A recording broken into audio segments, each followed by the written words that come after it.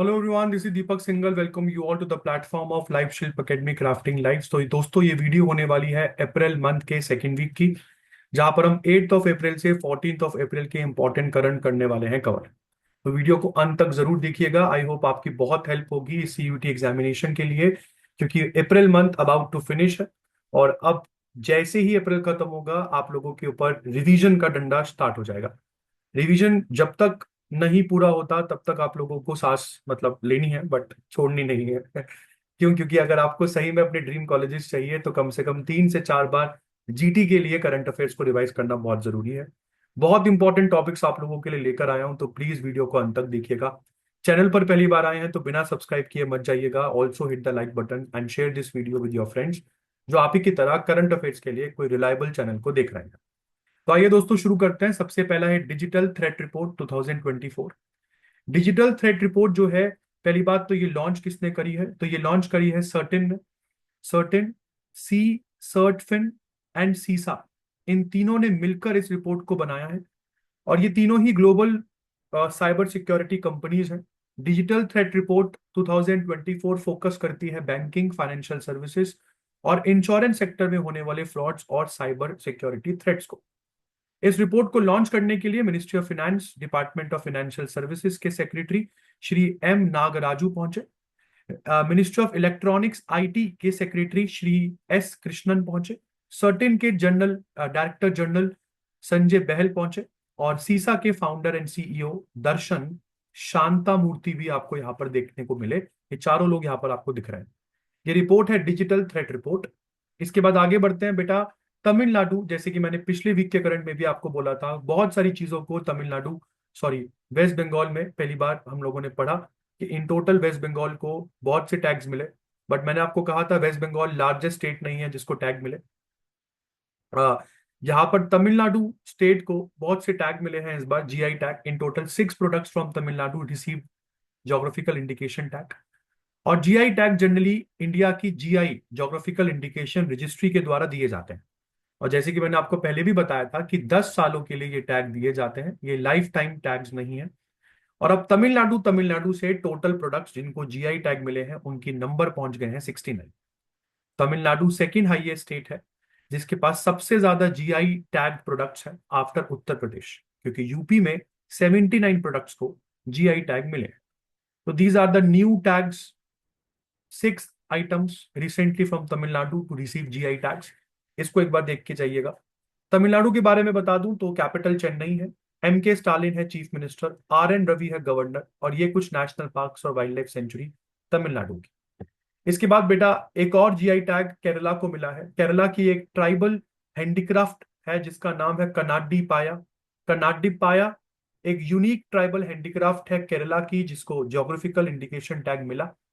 सबसे इंपॉर्टेंट चीज यहां पर आपको बता दूं, केरला के लिए पिनाराई विजयन यहाँ की सीएम है, राजेंद्र विश्वनाथ अरलेकर गवर्नर है, तिरुवनंतपुरम कैपिटल है, और ये कुछ इंपॉर्टेंट नेशनल पार्क्स और वाइल्ड लाइफ सेंचुरी जो कि स्टैटिक जीके का पार्ट बनाती है आप लोगों के जीटी के लिए। इसके बाद फ्रेंड्स, इंडियन सैंड आर्टिस्ट है, नाम है इनका सुदर्शन पटनायक। पहली बार किसी इंडियन सैंड आर्टिस्ट को फ्रेड फ्रेड डैरिंगटन अवार्ड मिला है for excellence in art and culture. पहली बार मिला है फ्रेड डैरिंगटन अवार्ड। नाम है इनका Sudarshan Patnaik. Is the first Indian to get this award, first recipient of Fred Darrington award for excellence in art and culture.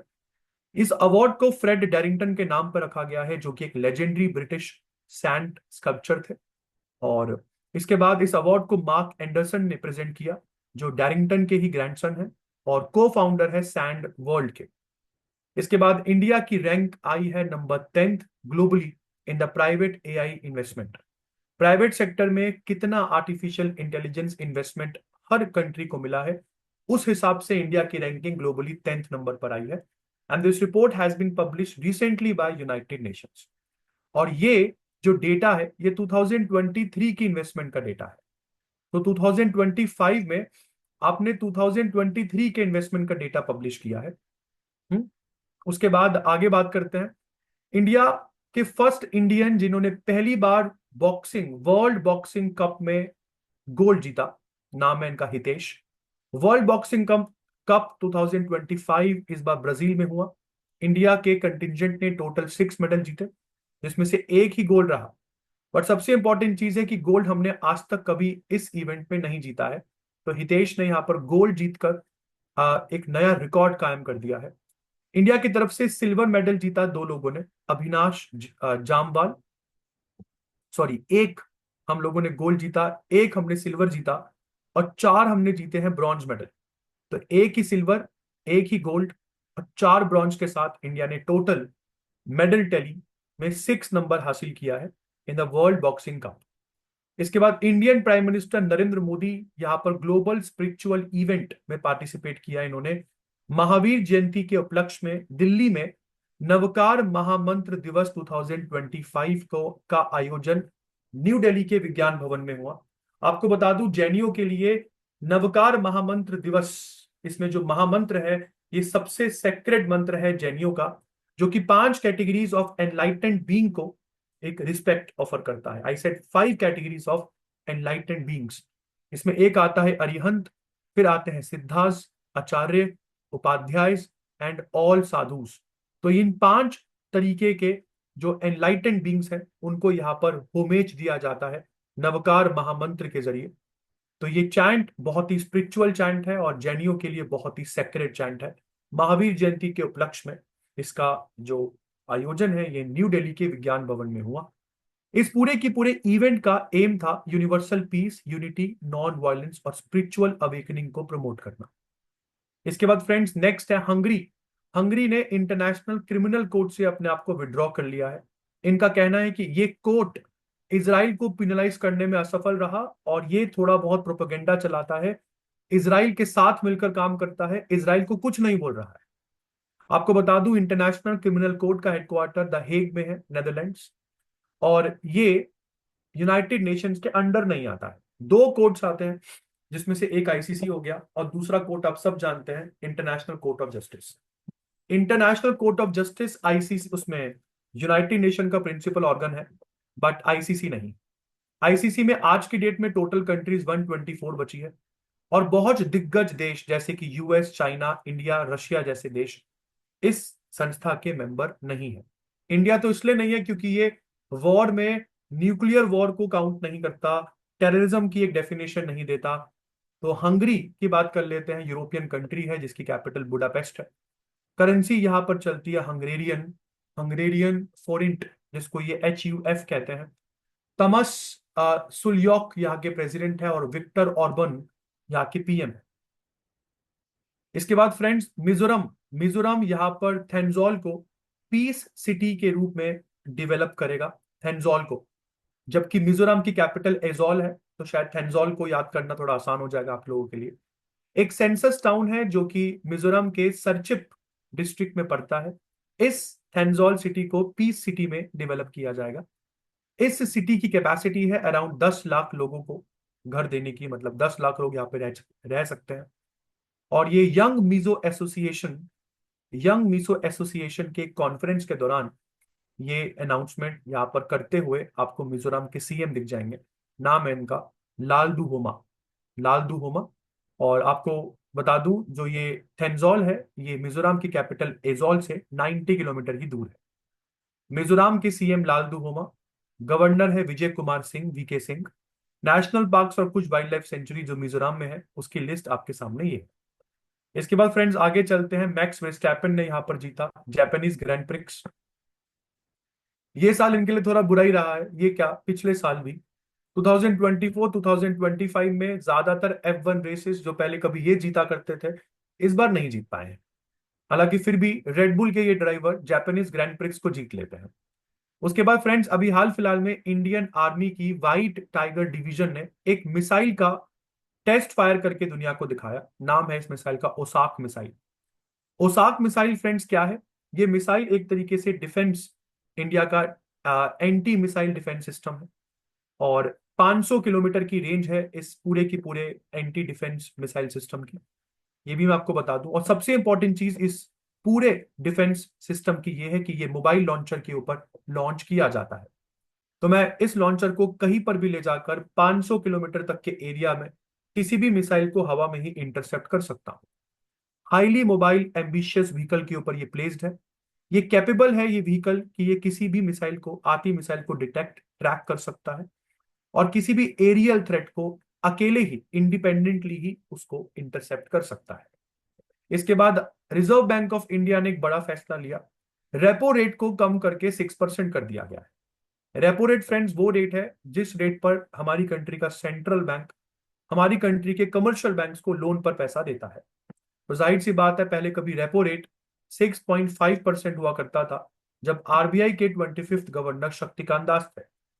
तो अगर कमर्शियल बैंक्स को RBI से पैसा 6.5% पर मिलेगा, तो वो कस्टमर को जब लोन देंगे तो वो सस्ता क्यों देंगे? तो जाहिर सी बात है कि कस्टमर लोन्स यहाँ पर 7% टू 7.5% होगा। अब क्योंकि रेपो रेट कम होकर 6% हो गया है, तो ऐसे में कस्टमर लोन्स भी अब सस्ते होंगे। ऐसे में इंडिया में कंजम्पशन बढ़ेगा तो इंडिया की जीडीपी अपलिफ्ट होगी। इसी के बाद women and child development ministry ने पोषण पखवाड़ा का 7th एडिशन स्टार्ट कर दिया है। 8 अप्रैल से 22 अप्रैल तक ये पखवाड़ा चला।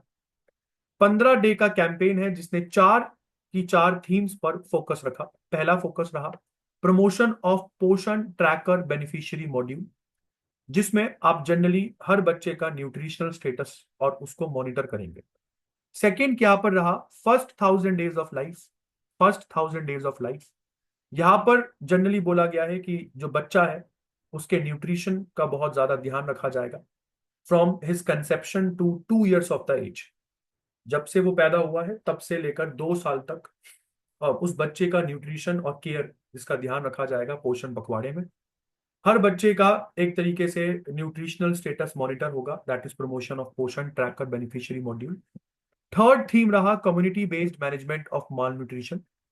यहाँ पर हम लोकल स्ट्रेटेजीज का इस्तेमाल करेंगे ताकि मैल न्यूट्रिशन से जो बच्चे जूझ रहे हैं उनको ट्रैक किया जा सके, उनको डिटेक्ट करने के बाद ट्रीट किया जा सके और मैल न्यूट्रिशन से उनको बचाया जा सके। और यहाँ पे चाइल्डहुड ओबेसिटी, जो छोटी सी उम्र में आजकल बच्चे मोटे हो जाते हैं, चाइल्डहुड ओबेसिटी, इसको भी एड्रेस किया जाएगा पोषण पखवाड़े में। इसके बाद फ्रेंड्स, हाल फिलहाल में अभी मिनिस्ट्री ऑफ पंचायती राज ने एक नया इंडेक्स लॉन्च किया है, जिस इंडेक्स का नाम है पंचायत एडवांसमेंट इंडेक्स। और ये 2022-23 का इंडेक्स है जो 2025 के अप्रैल मंथ में लॉन्च हुआ है। ये जनरली सारे के सारे इंडिया की ग्राम पंचायत की परफॉर्मेंस को जो ट्रैक करता है। And according to this index किसी भी पंचायत को अचीवर कैटेगरी में नहीं रखा गया है, जो कि इस इंडेक्स की हाईएस्ट कैटेगरी है।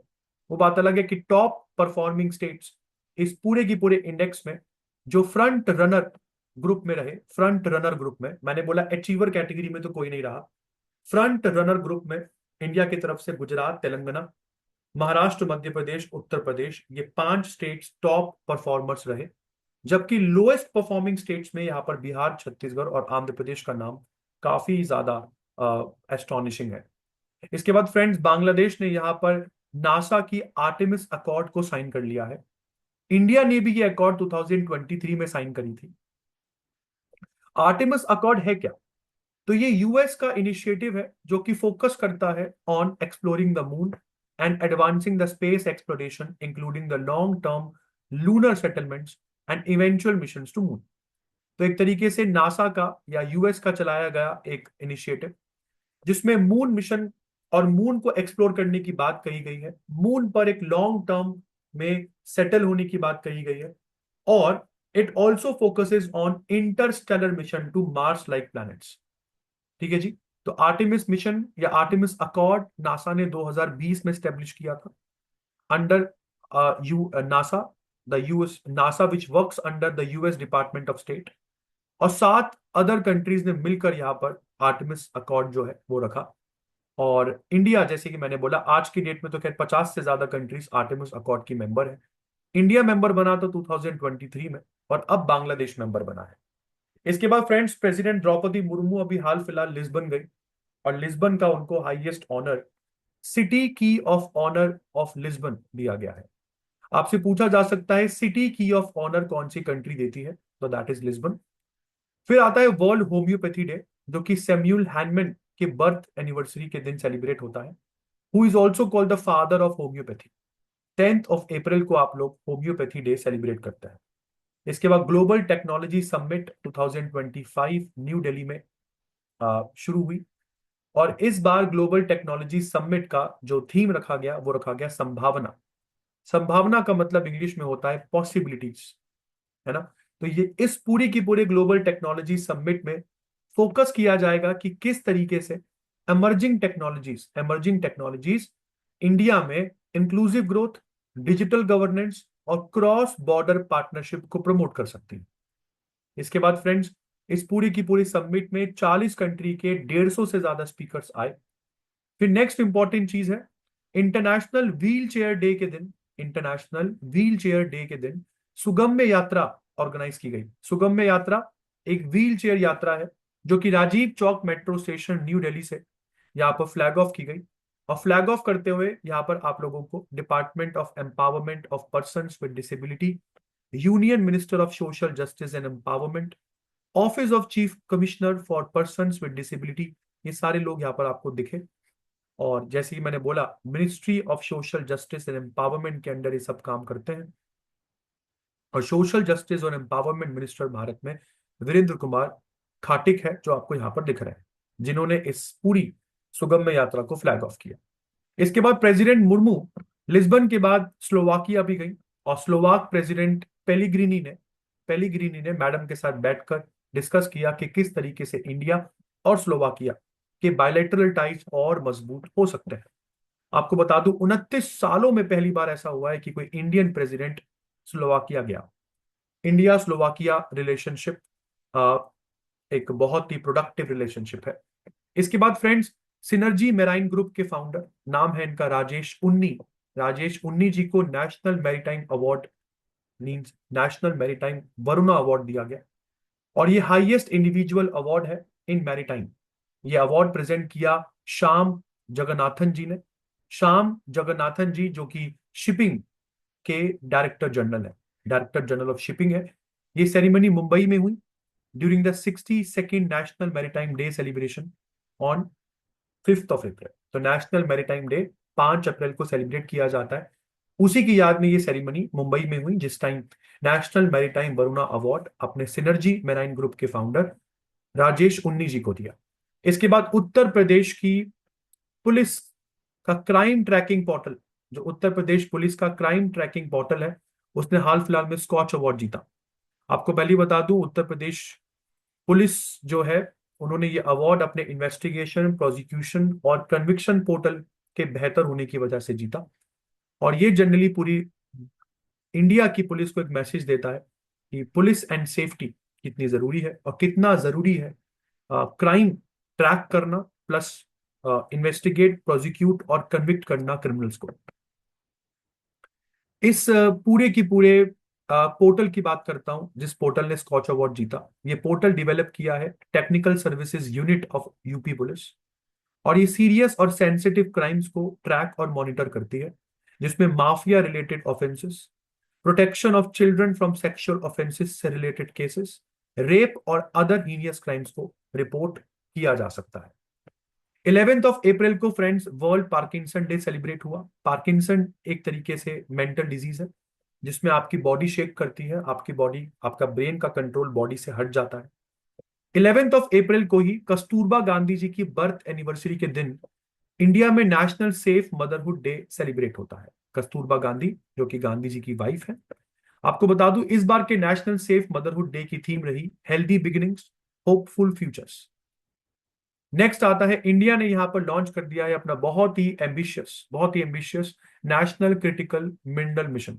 और इस नेशनल क्रिटिकल मिनरल मिशन में इंडिया जो है वो, ये पहली बात तो इंडिया का ग्रीन एनर्जी एम्बिशन के अंतर्गत एक प्रोग्राम है जो ज्यादातर डिपेंडेंट है on availability of critical minerals, वो जो बहुत ज्यादा इंपॉर्टेंट है for technologies like solar panel, wind turbines, electric vehicles and battery storage. आपको पता है कि इन सभी चीजों को डेवलप करने के लिए आपको चाहिए क्रिटिकल मिनरल्स, जिनको मैं रेयर अर्थ मिनरल्स भी कह सकता हूं, जो हर कंट्री के पास अबंडेंस में नहीं। इसके बाद मध्य प्रदेश की गवर्नमेंट ने अनाउंस किया कि डॉक्टर भीमराव अंबेडकर की बर्थ एनिवर्सरी, जो कि हम 14th ऑफ अप्रैल को सेलिब्रेट करते हैं, डॉक्टर भीमराव अंबेडकर जी की याद में सागर डिस्ट्रिक्ट में मौजूद एक वाइल्ड लाइफ सेंचुरी को डॉक्टर भीमराव अंबेडकर अभ्यारण्य के नाम से जाना जाएगा। अभ्यारण्य का मतलब ही वाइल्ड लाइफ सेंचुरी होता है। तो this is called doctor Bhimrao Ambedkar wild life sanctuary in memory of 134th birth anniversary of doctor Bhimrao Ambedkar ji. Madhya Pradesh की बात करते हैं तो यहाँ के सीएम है मोहन यादव। मंगूभाई चग्गनभाई पटेल गवर्नर है, भोपाल है कैपिटल। और ये कुछ मध्य प्रदेश के नेशनल पार्क्स और वाइल्ड लाइफ सेंचुरीज हैं। इसके अलावा 1973 में चला प्रोजेक्ट टाइगर, उसके अंतर्गत इंडिया भर में सबसे ज्यादा टाइगर पॉपुलेशन अगर किसी के पास है तो वो एमपी है। इसके बाद बात करते हैं मेघालय के रिंदिया। रिंदिया और खासी ये दो हैंडलूम प्रोडक्ट्स हैं। मेघालय के रिंदिया और खासी हैंडलूम प्रोडक्ट्स को हाल फिलहाल में जोग्राफिकल इंडिकेशन रजिस्ट्री ने जीआई टैग दिए हैं। तो मेघालय के दो प्रोडक्ट्स आप लोगों को यहाँ पे स्क्रीन पर दिख रहे हैं, रिंदिया सिल्क एंड खासी हैंडलूम प्रोडक्ट्स। मेघालय की बात करें तो बेटा कैपिटल है मेघालय की शिलोंग। चीफ मिनिस्टर है कॉनराड संगमा। गवर्नर है विजय शंकर जी। और ये कुछ नेशनल पार्क और वाइल्ड लाइफ सेंचुरीज हैं जो मेघालय की काफी फेमस है। इसके बाद friends James Anderson. James Anderson जो कि इंग्लैंड के फास्ट बॉलर रहे, बहुत सालों तक इंग्लैंड टीम में कंट्रीब्यूट किया है इन्होंने। और हाल फिलहाल में इनको गवर्नमेंट ऑफ ब्रिटेन नाइटहुड के साथ सम्मानित करेगी। अगर आपको पता हो कि ब्रिटेन की गवर्नमेंट जिस किसी को भी नाइटहुड का टाइटल देती है उस इंसान के नाम के आगे सर जुड़ जाता है। ये नाइटहुड का टाइटल रविंद्रनाथ टैगोर को भी दिया गया था, जो उन्होंने जलियांवाला बाग मैसेकर की वजह से वापस लौटा दिया था। इसके बाद sky tracks world airport awards 2024-25 launch किए गए। और sky tracks world airport awards में एशिया के एयरपोर्ट्स जनरली ग्लोबल रैंकिंग्स में डोमिनेट होते हुए दिखे। बिल्कुल, ये ग्लोबल अवार्ड्स हैं, पूरी दुनिया भर के एयरपोर्ट्स को यहाँ पर असेस किया गया और नंबर 1 पर दुनिया का सबसे अच्छा एयरपोर्ट बताया गया सिंगापुर का Changi airport. Second best airport globally बताया गया दोहा, कतर दोहा का हमद इंटरनेशनल एयरपोर्ट। और थर्ड बेस्ट एयरपोर्ट जापान का बताया गया टोक्यो इंटरनेशनल एयरपोर्ट। गजब चीज यहां पर यह है कि फर्स्ट 20 में भी इंडिया का एक भी airport, not even Delhi airport, यहां पर नहीं दिखता आपको। इसके बाद फ्रेंड्स इस बार के आईपीएल सीजन में विराट कोहली ने एक और शानदार रिकॉर्ड बना दिया है, which is the record for scoring 1000 boundaries. He has become the first batsman to score 1000 boundaries consistently. ये इंसान आरसीबी से खेल रहे हैं कंसिस्टेंटली, टीम चेंज करता हुआ मेरे को ये नहीं दिखा आज तक, कभी मैंने इनको नहीं देखा कि इन्होंने आरसीबी के अलावा किसी और टीम के लिए खेला हो। इसी के साथ तेलंगाना के ट्री मैन कहे जाने वाले दरीपल्ली रमैया जी का 87 की उम्र में निधन हो गया है। आपको बता दूं, दरीपल्ली रमैया ने अपने जीवन भर में 1 करोड़ से ज्यादा सैपलिंग्स प्लांट किए हैं। आई सेड 1 करोड़ से ज्यादा सैपलिंग्स इन्होंने अपने जीवन भर में प्लांट किए हैं। इनको तेलंगाना का ट्री मैन कहा जाता है। इसके बाद आज का आखिरी करंट 13 अप्रैल जलियांवाला बाग मैसेकर। 13 अप्रैल के ही दिन 1919 में जलियांवाला बाग हत्याकांड हुआ था, जब बैसाखी मेला अमृतसर में मनाया जा रहा था। और 14 अप्रैल के दिन अंबेडकर जयंती हम लोग मनाते हैं। इसी दिन अंबेडकर जी जो है ये जनरली पैदा होते हैं। और डॉक्टर अंबेडकर जिनको हम लोग बहुत इंपॉर्टेंट एक इंस्पिरेशन मानते हैं दलित्स की, not even Dalits, he is the inspiration to every Indian. Indian constitution के फैब्रिकेटर है डॉक्टर भीमराव अंबेडकर। और अगर ये ना होते तो शायद जो इंडियन कॉन्स्टिट्यूशन है वो शायद ही इतना फूल प्रूफ तरीके से बन पाता। डॉक्टर अंबेडकर जी का जन्म 14 अप्रैल 1891 में हुआ और इनका देहांत मात्र 65 की एज में हुआ। इनका जन्म मध्य प्रदेश के माओ माओ कैंटोनमेंट एरिया में होता है। तो this is doctor Bhimrao Ambedkar, 1891 he was born. और इन्हीं का जन्म दिवस इंडिया में अंबेडकर जयंती के रूप में हम लोग सेलिब्रेट करते हैं। और इसी के साथ ये है वीडियो का अंत। आई होप आप लोगों को वीडियो पसंद आई होगी। बहुत सारे इंपॉर्टेंट टॉपिक्स हम लोगों ने इस वीडियो में करे हैं कवर, जो कि ऑब्वियसली आप लोगों के सीयूईटी 2025 में आने के पूरे चांसेस हैं। जितने करंट मैंने अभी तक यहाँ पर कवर करे हैं, मैं डैम श्योर तरीके से कह सकता हूं, इफ नॉट एवरी करंट तो 90 से 95% जो जीटी का पेपर करंट अफेयर का बनेगा वो इस सभी करंट अफेयर से बाहर नहीं जाएगा, प्रोवाइडेड कि आप लोगों ने मेरी वीडियो कितनी बार देखी है, वो आपके ऊपर है। इसी के साथ मिलेंगे बहुत ही जल्द अप्रैल मंथ के 3rd वीक के साथ। तब तक अपना ध्यान रखिए, घर पे रहिए, सुरक्षित रहिए। Thank you.